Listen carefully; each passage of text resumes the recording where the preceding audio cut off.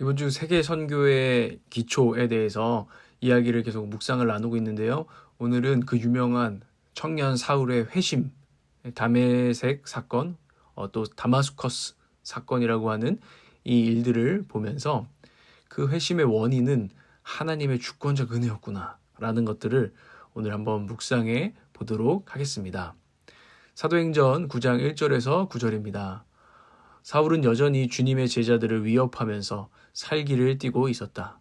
그는 대제사장에게 가서 다마스쿠스에 있는 여러 회당으로 보내는 편지를 써달라고 하였다. 그는 그 도를 믿는 사람은 남자나 여자나 가리지 않고 닥치는 대로 묶어서 예루살렘으로 끌고 오려는 것이었다. 사울이 길을 가다가 다마스쿠스 가까이에 이르렀을 때에 갑자기 하늘에서 환한 빛이 그를 둘러 비추었다. 그는 앞 땅에 엎어졌다. 그리고 그는 사울아, 사울아, 네가 왜 나를 핍박하느냐 하는 음성을 들었다. 그래서 그가 주님 누구십니까? 하고 물으니 나는 얘가 핍박하는 예수다. 일어나서 성 안으로 들어가거라. 네가 해야 할 일을 일러줄 사람이 있을 것이다. 하는 음성이 들려왔다. 그와 동행하는 사람들은 소리는 들었으나 아무도 보이지는 않으므로 말을 못하고 멍하게 서 있었다. 사울은 땅에서 일어나서 눈을 떴으나 아무것도 볼 수가 없었다.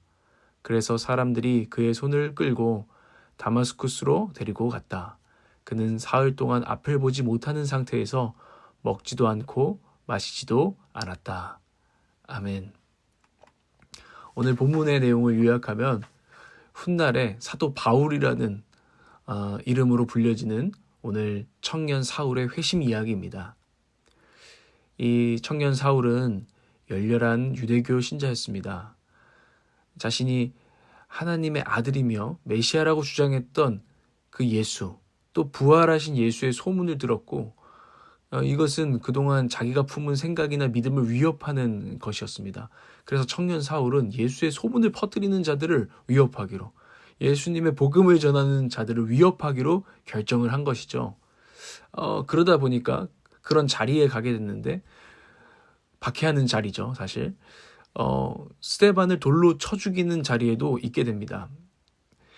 스데반의 증언을 들었고 또 순교자로서의 기품 있는 모습을 또 보게 되는 것이죠. 아마 그것은 사울의 양심과 믿음을 또 흔들었을 것입니다. 원래 기존에 가지고 있었던 그 고집스러운 편견과 고정관념을요. 칼 융이라는 사람의 말대로 광신은 마음속에 자리 잡은 비밀스러운 의심을 감추려는 사람들에게 나타납니다. 그래서 청년 사울은 자기가 마음이 흔들리는 것, 자기 기존의 믿음이 비밀스러운 의심에 의해서 무너지는 것이 싫어서 광신을 택했던 것 같습니다. 흔들리지 않기 위해서 말입니다. 그래서 살기를 품고 나 예수 믿는 잔당들, 저 복음을 부활하신 예수라고 그 이야기 퍼뜨리는 사람들 다 박멸해버릴 거야 라고 광신도의 모습을 보이고 살기 등등하게 대제사장에게 체포영장 주십시오. 제가 다 잡아오겠습니다. 대제사장 입장에서 엄청 예쁜 열혈 유대교 청년이었겠죠. 자기가 다 잡아서 죽이겠습니다 하는 이 청년 말입니다. 그래서 체포영장을 가지고 나서 다마스커스, 다메섹이라고도 하는 다마스쿠스를 향합니다. 생각해 보세요. 그 사냥개 같은 청년 사울. 그가 거의 다마스쿠스에 다다랐을 때 갑자기 하늘에서 환한 빛이 그를 둘러 비춥니다. 그리고 사울은 엎드러집니다. 부활하신 예수께서 그에게 사울아 사울아 네가 왜 나를 핍박하느냐 물으십니다. 주님 누구십니까? 하고 묻자 나는 네가 핍박하는 예수다 답하십니다. 그리고 다음 스텝으로 성 안으로 들어가면 만나야 할 사람이 있다고 일러주십니다. 청년 사울은 다마스쿠스에서 사흘 동안 눈이 먼 상태로 먹지도 마시지도 않고 그 만남을 기다립니다. 부활하신 예수 그리스도와의 만남을 곱씹으면서 말입니다. 네가 왜 나를 핍박하느냐? 그 예수가 진짜 있었구나. 부활하신 예수가 정말 살아있었구나. 이것을 아마 3일 동안 곱씹으면서 기다렸을 것입니다. 오늘 이 내용을 보면서 묵상 가이드를 드리겠습니다. 오늘 선교에 대해서 이번 주 묵상하고 있는데요. 선교는요, 생각해 보세요. 회심으로 꼽히는 역사입니다. 회심, 돌이킴으로 꼽히는 역사죠. 한 사람 한 사람이 예수 그리스도께로 예수님을 믿지 않고 그분을 주인으로 고백하지 않았던 사람이 마음을 돌이켜서 그분을 주님으로 고백하게 되는 회심의 역사인 것이죠. 예수 그리스도를 청년 사울처럼 인격적으로 만나고 그 앞에 엎드리는 경험, 엎어지는 경험을 한 영혼이 하게 되는 것, 이 회심의 역사라는 것입니다. 주님 정말 살아계셨군요. 하나님 정말 살아계셨군요. 그럼 이제 제가 어떻게 살아갈까요? 라는 것이 회심이잖아요. 이 회심은 이제 주님을, 하나님을 살아계신 인격으로서 이렇게 대하게 되는 것이죠. 그리고 그렇게 회심한 한 영혼은 사도 바울처럼 또다시 선교의 역사에, 회심의 역사에 이제는 능동적인 사람으로 동참하게 됩니다. 우리가 묵상할 것은 이것인데요. 이런 회심의 역사가 어떻게 일어나는 것일까? 사람의 입장에서 이것저것 해야 되는 조건을 오늘 먼저 보는 것이 아니라요. 우리가 봐야 될 것은 하나님의 일하심이다. 또 다른 말로는 하나님의 주권적인 은혜이다. 우리를 택하시고 부르시는 하나님의 사건이고 주권적인 은혜이다라는 것을 우리는 묵상하게 되는 것입니다. 하나님의 주권적인 은혜는 어떻게 한 영혼에게 나타나고 우리를 구원해 가십니까? 사도 바울의 다메섹 회심 사건을 얼핏 보면요. 와, 저렇게 갑자기 드라마틱하게 임해서 막 빛이 임하고 어떤 사건들이 일어나서 하나님께 돌아가는 것이구나. 우리는 얼핏 생각하면 그렇게 볼 수 있습니다.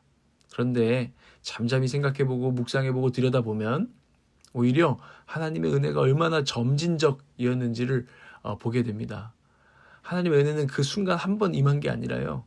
사울의 일생 가운데 임하였고 하나님은 점진적으로 사울을 회심하도록 이끌고 계셨다는 것이죠.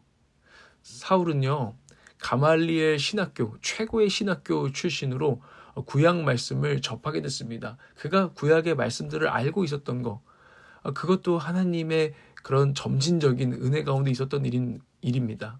그리고 예수의 소문을 끊임없이 듣게 되었던 거, 그리고 그 가운데 스데반의 순교 현장을 목격하게 된 것도 하나님의 섭리 가운데 있었고 하나님의 은혜 가운데 있었다는 것이죠. 그런 과정 가운데에서 이 청년 사울 안에는 여러 가지 의구심들이 일어났을 것입니다. 여러 가지 이런 하나님이 일으키시는 이 사울의 인생 가운데 일으키시는 이런 것들이 큰 회심을 위한 작은 회심이었고 그것이 다 은혜였다는 것이죠. 은혜는 한순간이 아니라 계속해서 임하였던 것이죠. 예를 들어서 당장 누군가가 눈물로 예수님은 나의 주님이셔 라고 회심하지 않았다고 하더라도 하나님은 그 영혼 가운데 일하지 않고 계시는 것이 아닙니다. 심지어는 예수 그리스도를 욕하고 반항하고 발길질을 해대는 사람들도요. 하나님께서 은혜로 일하시는 과정 가운데 있을 수 있다는 것입니다. 청년 사울이 오늘과 같은 큰 회심을 경험하기까지 크고 작은 사건이 있었습니다. 만약 청년 사울이 예수님의 소문을 듣고도 시큰둥했다면 스데반의 순교 현장이 있었겠습니까? 예수님의 소문을 듣고 화가 났으니까 다 같이 잡아 죽이자 하는 스데반의 순교 현장에 가게 되고 그것들을 보게 된 거죠. 도대체 예수 믿는 것들 뭔데? 얼굴이나 보러 한번 가보자. 이런 것들이 하나님의 은혜 가운데 있는 작은 회심이었다는 것입니다. 하나님이 아주 끈질기고 점진적으로 은혜를 베풀고 계시다는 것이죠. 또한 하나님의 이 주권적 은혜는 강제적이지 않고 인격적이라는 것입니다. 신령한 능력으로 우리를 꼭두각시로 만드시거나 하나님이 왜 우리 가스라이팅하고 마인드 컨트롤 왜 못하시겠어요? 근데 그런 방식으로 우리를 회심시키지 않고 계십니다. 인내를 가지고 스스로 주님을 알아가고 사랑해 가도록 이끄십니다. 이것이 하나님의 인격적인 은혜입니다. 그래서 청년 사울을 다메섹에서 딱 만나셨을 때 주님께서는 질문을 하십니다. 인격적으로 대하는 거예요. 물어보는 거예요. 사울아 사울아 네가 왜 나를 핍박하느냐. 당장 뭐라고 하지 않으시고 지금 질문하고 물어보고 계신다는 거. 놀랍지 않습니까? 이 은혜가. 만약 우리가 우리를 극하게 반대해왔고 박해한 인물을 만나게 된다면 이렇게 질문하기는 쉽지 않습니다. 대단한 인내를 가지고 지금 질문하고 인격적으로 대하는 것이죠.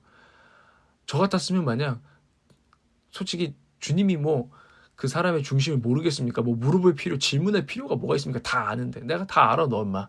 그러니까 네 말은 됐고 너의 그따위 핑계는 듣고 싶지 않아. 이렇게 당장 그를 인격적으로 밟아주고 싶었을 것입니다.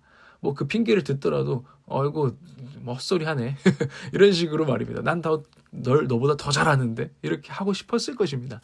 그런데 하나님께서 우리의 마음을 생각을 다 아시고 마음만 먹으시면은 주먹으로 그냥 우리를 좁혀실 수 있는 하나님께서 질문하고 계십니다. 대화를 이끌어가고 계십니다. 주님의 은혜는 우리에게 얼마나 인격적입니까?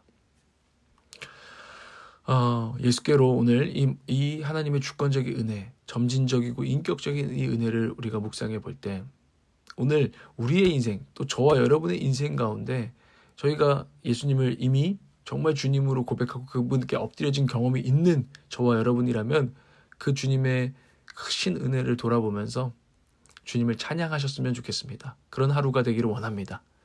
그리고 혹시 아직 큰 회심을 경험하지 못한 분들이 또 이 말씀을 듣고 계실지도 모르겠습니다. 그렇다면 한번 생각해 보시면 좋겠습니다. 그래도 내가 지금 믿음은 없지만 오늘 이 음성 파일을 듣고 있는 것, 또 교회에 출석하게 된 것, 또 주변에 크리스찬을 두게 된 것, 그런 사람들이 내 친구인 것, 그들을 보게 된 것, 어쩌면 내 삶에 찾아온 고통 때문에 하나님 한번 믿어볼까? 아니면 하나님께 나 따져볼 거야 하고 한번 뭐 교회 공동체에 나와봤습니까? 그런 모든 것들이 큰 회심을 아직 경험하지 못하셨으나 작은 회심들, 하나님께서 이끄신 작은 회심들이요 은혜였다는 것을 한번 생각해 보셨으면 좋겠습니다. 그리고 주님의 음성을 듣게 되셨으면 참 좋겠습니다. 아들아 딸아, 네가 왜 나를 믿지 못하느냐? 왜 나에게 돌이키지 못하느냐?